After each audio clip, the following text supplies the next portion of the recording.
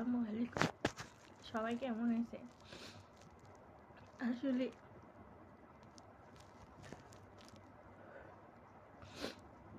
আসলে কি জানেন,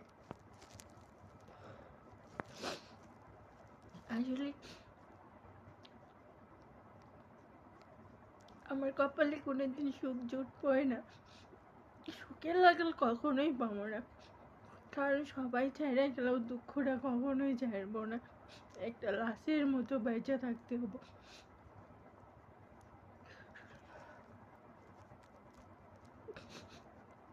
যে লাশ কবরে নয়,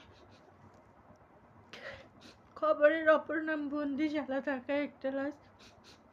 আর যে লাশ সাদা কাপড়ে নয়, সাদা কাপড়ে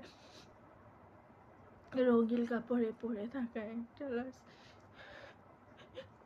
এই লাশের